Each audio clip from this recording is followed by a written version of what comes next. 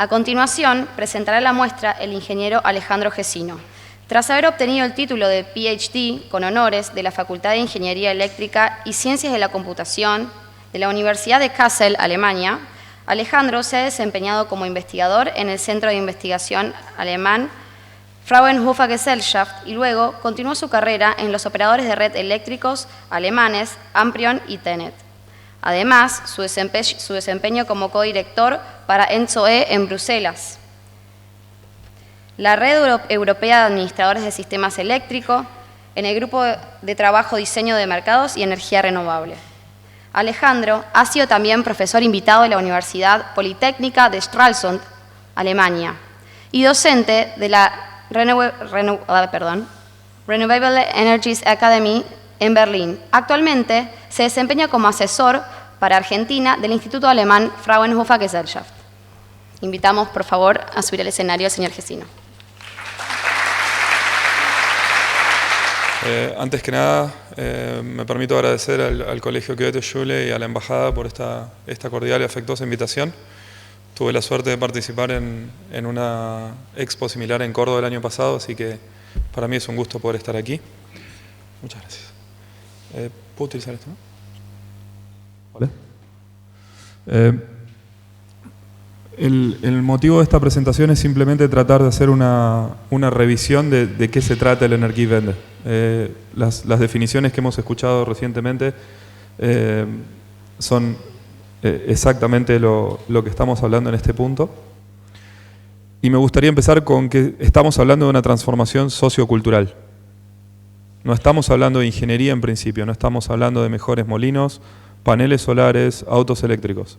Estamos hablando de un concepto, de una forma de vida en una sociedad y con una cultura determinada, con un objetivo de largo plazo que requiere objetivos de corto plazo.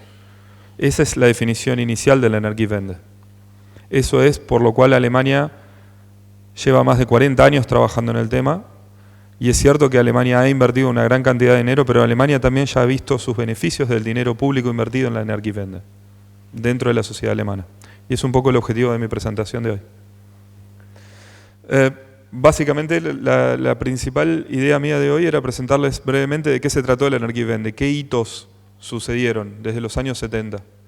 El primer hito que se tiene registro es una publicación de un libro que se llamó Ende oder Wende en 1968. Allí es donde la palabra Wende se relaciona con energía. Y ese es el primer planteo formal que se desarrolla en un libro que se estima se había empezado a escribir 1 o 2 años antes. La publicación es de 1968 y a partir de ahí comienzan una serie de movimientos en Alemania. Es importante entender que esta filmina y la filmina que sigue no son hitos aislados. Cada hito que ustedes van viendo se va sumando al anterior. Se inician una serie de movimientos los cuales arrastran inercia todos juntos. Algunos dentro de la sociedad alemana y otros externos a la sociedad alemana, como lo fueron los incidentes nucleares de Fukushima y Chernobyl. En 1970 se inician los movimientos antinucleares. Básicamente un movimiento en alemán, Atom Nein Danke, seguramente han visto el logo, es un átomo con un contexto irónico inclusive, porque el logo es un átomo simpático y el alemán dice, no gracias, no quiero esto. Las dos crisis del petróleo, 1973 y 1979, lo que empiezan a contarle a la sociedad alemana, que estaba fuertemente expuesta al mercado por no tener subsidios, por estar expuesta a las variaciones de mercado, como lo sucede hoy en día, lo cual es bueno para la economía, pero cuando uno es dependiente de combustibles fósiles, eso genera una incertidumbre económica, como lo fueron en el año 73 y el año 79, lo que hacía era convencerlos de que estaban en el camino correcto. ¿Por qué? Porque la dependencia de los combustibles fósiles ya en esa época les mostraba a la economía alemana que algo había que cambiar. Ende oder Wende. Eso es lo que les estaba mostrando. En el 1974 se crea la Agencia Federal de Medio Ambiente, que luego veremos que sigue evolucionando. Por eso yo les comentaba esto de que cada uno de estos hitos no empieza y termina en el año que lo menciono, sino que lo tenemos que ver como una gran marea que va avanzando y que va arrastrando socialmente el cambio sociocultural con el que yo empezaba a hablar. Sucede en 1986 el accidente nuclear en Chernobyl y se crea el Ministerio de Medio Ambiente, Conservación Natural y Seguridad Nuclear. Fíjense las tres cosas que se están mezclando allí: medio ambiente, conservación natural y seguridad nuclear. Finalmente, en 1991 se prueba el acto de tarifa de entrada, la ley de tarifa de entrada. Cuando uno da clases de historia de la energía, esto es uno de los hechos más relevantes que hay desde el punto de vista regulatorio. Alemania es un poco más amplio, esta filmina simplemente es un resumen, hay mucho más hitos aquí, traté de ser lo más escueto posible. Fue el primer modelo regulatorio del que se tenga memoria en el globo que haya sido exitoso respecto de la producción de energía eólica. Es decir, en 1991 Alemania ya había pasado por una serie de fases de investigación y desarrollo, hablamos de los años 70, en las cuales se testearon en universidades, en centros de investigación, diferentes tipos de molinos de aerogeneradores, porque el camino era ese. Es un poco lo que escuchábamos recién. El camino se inició, no se discute la dirección, se discute en algunos casos el cómo, pero no el fondo. Esa ley de tarifa de entrada básicamente le permitía a cualquier generador de energías renovables conectarse y el operador de red debía construir la red hasta ese punto. Que era un caso muy importante. ¿Por qué? Porque hoy en un proyecto de energía renovable, parte de los costos del dueño del parque es la red hasta el punto de conexión, que aparte es una red pública, con lo cual puede otra persona en teoría conectarse a esa red, con lo cual hay que agregar un activo a la planilla Excel del parque eólico que es, digamos, no es un activo no productivo, ¿sí? El parque eólico produce, la red no. Esta ley le garantizaba desde el momento de conexión 90 euros por megavatio hora. ¿Qué sucede? Alemania ya lo había indicado, Alemania iba camino a los mercados, lo escuchábamos también recién. Un gran tema de debate en Alemania es el diseño de los mercados, cómo los mercados están diseñados, de qué modo, cómo se integra Alemania al EPEX, que es el mercado de energía europeo, qué sucede con el day ahead, qué sucede con el intraday, qué sucede con la liquidez de ambos mercados en verano y en invierno, qué energías participan de un modo, qué energías participan del otro, cuándo se interviene el mercado. En 1998 se liberaliza el mercado de energía. ¿Qué significa? Las reglas cambian. No cambian para atrás, por supuesto, cambian a partir de ese momento. Es decir, todos los que se habían conectado al sistema hasta ese punto mantenían su estatus. Y a partir de ese momento había una curva de oferta y demanda. Básicamente es una curva de oferta y demanda. Alemania ha tenido situaciones de precios negativos en el mercado. ¿Qué significan precios negativos? Durante las horas del precio negativo, en el mercado eléctrico, el parque eólico paga por producir energía. Básicamente cuando sube la oferta y baja la demanda. Una Navidad del 2015, si mal no recuerdo, yo estaba trabajando en Amprion en Colonia y detectamos hasta precios negativos de menos $1.000 por megavatio hora. Lo cual generó varios millones de pérdidas en cuestión de minutos. No podían detener. ¿Qué sucedió? Una Navidad cálida con mucho viento en el norte. La gente no consumía energía, pasaron Nochebuena en sus terrazas y se generaba mucha energía renovable en el norte. Es decir, había más oferta que demanda, precios negativos.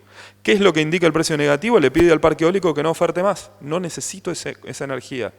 ¿Qué había sucedido hasta ese momento? Los parques eólicos estaban basados en la regulación de 1991. La regulación de 1991 les pedía que inyectaran la mayor cantidad posible. ¿Qué significaba? No tenían control rooms.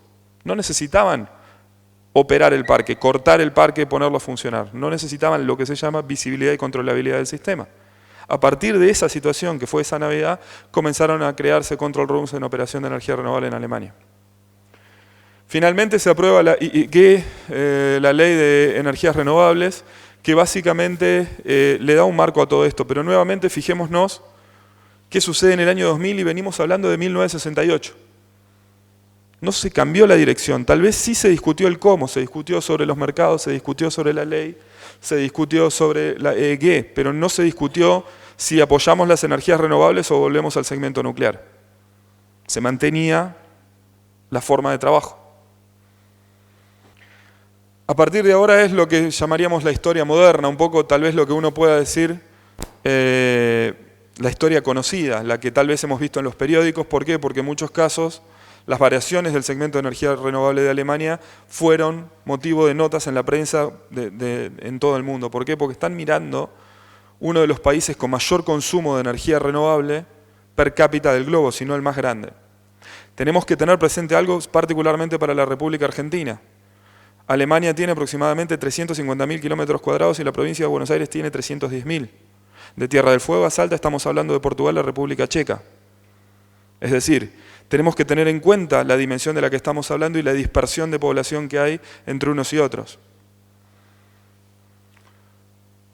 El regulador alemán finalmente en el 2005 toma uno de los roles más importantes, las BNetzA, regula el mercado de energía y el mercado de gas, con una autoridad extremadamente vertical, hasta en el trato entre los funcionarios de la BNetzA y cualquiera de quienes fuimos operadores de red eléctrico.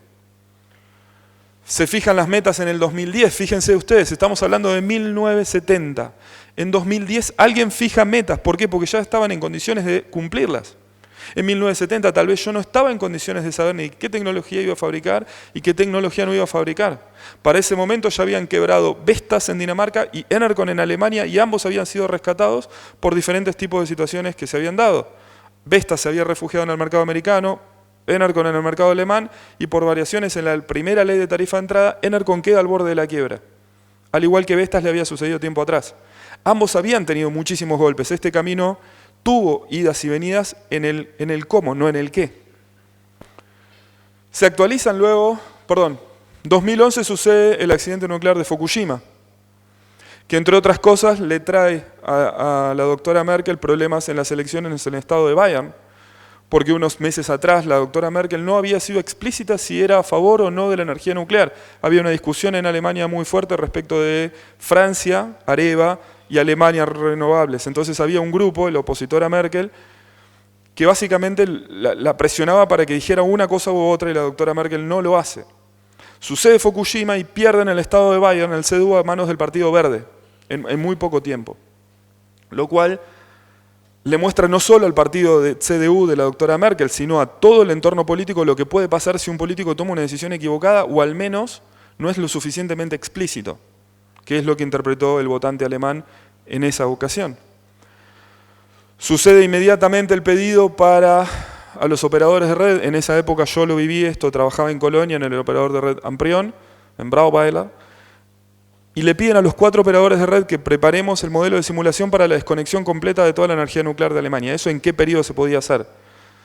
La desconexión de plantas nucleares básicamente lo que significa es la desconexión de grandes volúmenes de energía, un bloque, porque no es variable. Con lo cual hay que tener mucho cuidado cuando uno retira de un país con 90 millones de habitantes esa cantidad de energía en el sistema, porque no se puede retirar de un día para el otro. Con lo cual se prepara un plan de desconexión, se generaron una serie de modelos y simulaciones y se entregó el informe diciendo que los 4 operadores de red alemanes, NBW, TenneT, Amprion y 50 Hz, estaban de acuerdo, daban el ok si eso se hacía en ese periodo, que es lo que se aprobó con el cierre al 2022.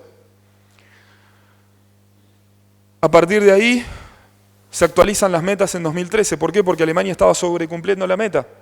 Nuevamente, habíamos tenido varios cambios de mercados, habíamos tenido cambios en la tarifa de entrada, habíamos incorporado al regulador alemán, habíamos generado metas y el mercado seguía reaccionando.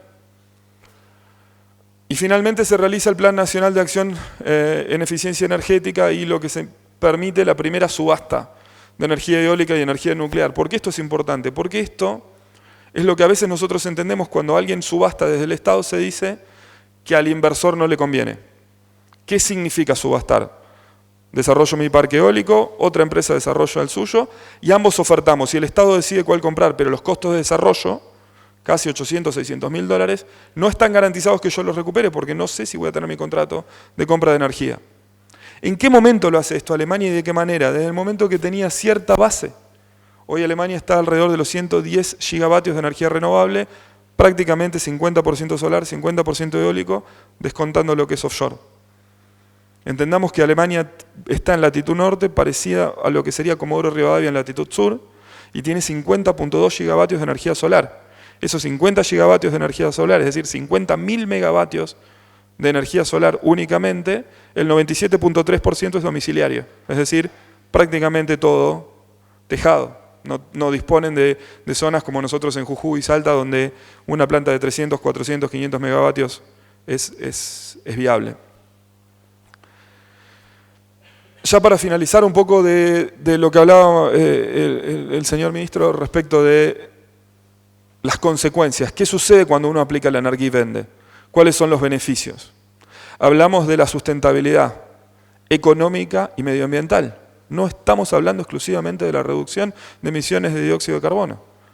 Estamos hablando básicamente de ser disruptivos respecto del modo que uno combate lo que se llama el déficit fiscal. Estamos utilizando tecnologías que terminan siendo más económicas desde el punto de vista financiero. No estamos hablando de emisiones de dióxido de carbono, que por supuesto lo existen. ¿Cuál es la actualidad alemana? Un poco esto es un mapa incluyendo el año 2019. Acá empiezan a ver ustedes a partir de las fechas que yo les comentaba recién, 2009, 2010, 2011, en adelante, la reducción de energía nuclear, que va a ser progresiva hasta su desconexión en el 2022. Y por supuesto la ampliación sobre todo de energía eólica y energía solar. Esto simplemente es para confirmar un poco lo que veíamos. Esto se trata de energía, esto es la generación, y básicamente lo que ven aquí claramente es qué sucedió con la energía renovable. Aquí están todas las fuentes de energía renovable. Lo importante es que vean a partir de cuándo comienza la rampa. Fíjense, esto es 1990. Yo les hablé a ustedes de 1970. ¿Sí? Les hablo de crisis que sucedieron, que generaron situaciones a los principales fabricantes. En la época no había tantos como hay hoy en día. Y fíjense a partir de qué momento comienza a crecer. Y vean los modelos regulatorios. Básicamente el marco regulatorio, que es lo que permite a la empresa tener una inversión de largo plazo, es la que genera esta rampa. ¿Sí? Pero si estamos hablando de 100 gigavatios de energía renovable, estamos hablando no menos de 140.000 millones de euros de inversión en hardware, solo en equipos, más todo el mercado. Es dable suponer que eso se multiplica por 5.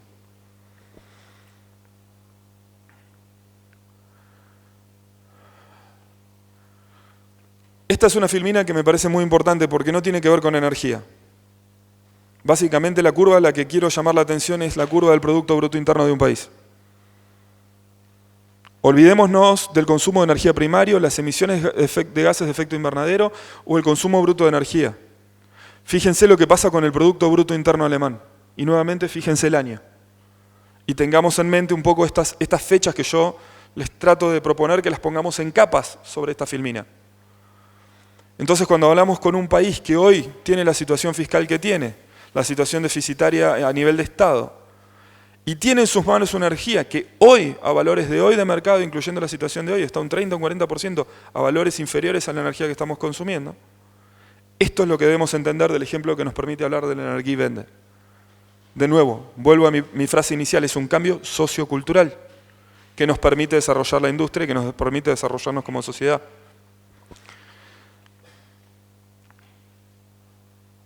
Un detalle importante, cuando hablamos de reemplazo de fuentes de generación variable por fuentes convencionales, tenemos que tener presente que ninguna de las fuentes de energía renovable por sí sola es la solución en sí misma. ¿Me explico? Ninguna fuente de energía renovable en modo individual es la solución a la transición energética. La combinación de todas ellas de forma inteligente es lo que nos permite llevar adelante la transición. ¿Están todas disponibles en todos los lugares, en todas las zonas del mundo? Claro que no. La combinación de las existentes no se ha dado hasta ahora ninguna parte del mundo que no tenga la posibilidad de combinar para poder llevar adelante la transición energética. También está claro que hay probablemente ninguna parte en el mundo que cuente con el 100% de todas estas fuentes. Pero lo importante de decir es que la combinación de las fuentes de energía renovable es la solución en sí misma, no el uso individual de cada una de ellas. Esto básicamente es una filmina muy breve antes de finalizar esta presentación, espero no haberme extendido demasiado. Claramente cuando hablamos en una institución educativa como es el Goethe-Schule, o cuando tuve la charla similar en la U el año pasado, uno habla, bueno, las energías renovables son ingeniería o tal vez algo de derecho, y alguien tal vez diga ciencias económicas, pero ciencias del ambiente, ciencias de la educación, y un detalle con lo que se llama psicología social, no está presente. Y me quiero detener en el tema de psicología social y ciencias de la educación. Yo tuve la suerte de escuchar a una psicóloga social en Hamburgo hace 3 años, que para empezar me llevó a entender que existía la psicología social por fuera de la psicología. La psicología atiende al paciente individual, la psicología social atiende a los grupos, las sociedades en su conjunto. Y básicamente lo que trata es de cómo reacciona una sociedad ante la irrupción, ante una situación disruptiva con nuevas tecnologías. Cuando a uno le presentan algo que no sabe lo que hace, tiene un gesto de decir qué es esto y tal vez retrocede un paso porque no sabe de qué se trata. Sumado a esto a una sociedad que se da cuenta que durante un periodo muy largo de sus vidas, varias generaciones, hizo uso desmedido de recursos limitados. Es decir, afectó la vida de las generaciones futuras, financiera y medioambientalmente, no únicamente medioambientalmente.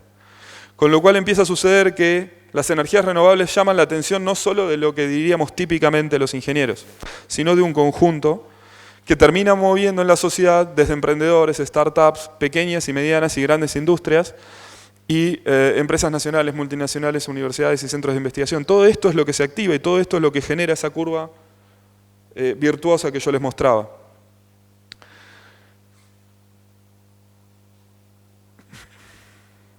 Por último, quiero compartir una filmina con ustedes, pero es simplemente un dato de mi parte. En algunos momentos, cuando tengo tiempo, doy una charla similar en la que explico las energías renovables a los colegios. Quiere decir chicos de entre 6, 7, 8 años a chicos de 17, 18 años. Al momento de terminar mi charla, esta es mi última filmina de hoy, a los chicos ya saben de qué se trata. Ya saben, una charla de 15 a 20 minutos, media hora, no más que eso. Para lo cual ya ahí les hablé de energía, de sustentabilidad, de medio ambiente, de las posibilidades del viento, del sol, del agua, dependiendo de las edades, me siento con ellos y charlamos. Y al momento de finalizar les digo que ven acá. Esta es una foto de NASA de muchos años, creo que varios de nosotros las tuvimos en su momento como protector de pantalla, eran muy llamativas. Y es una foto del globo de noche en la que se ve la luz. Básicamente esos puntos les explico es la luz. Y les pregunto a los chicos qué ven acá. ¿Alguien me puede decir cuál es la palabra, una palabra en la que ellos terminan siempre coincidiendo? Me dicen varias, pero no hay una situación que nunca me han dicho, mejor dicho, hay una palabra que todos los colegios, todos los chicos la han logrado y me la han repetido. ¿Alguien se puede imaginar de qué palabra estoy hablando? ¿Cómo? Tal cual. No hay ningún momento que un chico de cualquiera de las edades que le nombré no me diga lo que ves acá es desigualdad. La pregunta que les hago es ¿por qué? Porque donde está negrito hay gente. Siguiente respuesta inmediata del chico que me dijo la palabra desigualdad. ¿Qué es negrito? Es oscuro, es noche, pero ahí vive alguien. Les llama la atención que mira nuestro país, esto es del 2012, no creo que haya variado demasiado. Y de eso se trata el cambio sociocultural, y por eso esta es normalmente mi última filmina, en la que hablamos del cambio sociocultural. ¿Qué es lo que vamos a ver en la Expo? ¿Qué sucedió desde 1968, 1970 en adelante? Un cambio sociocultural, que se vio reflejado en aquella National Geographic en nuestra casa, donde veíamos la foto de un molino de Enercon, probablemente. ¿Qué es lo que nos llamó la atención? Sacar energía del viento, probablemente, pero se trató de un cambio sociocultural, vivir con lo nuestro. Por último, para despedirme, quería nuevamente agradecerles al Colegio Quevedo Yule y a la Embajada. Para mí es un verdadero placer estar aquí con todos ustedes. Y si hay alguna duda, por supuesto estoy a disposición y bueno, si no, esto ha sido todo por hoy. Muchas gracias.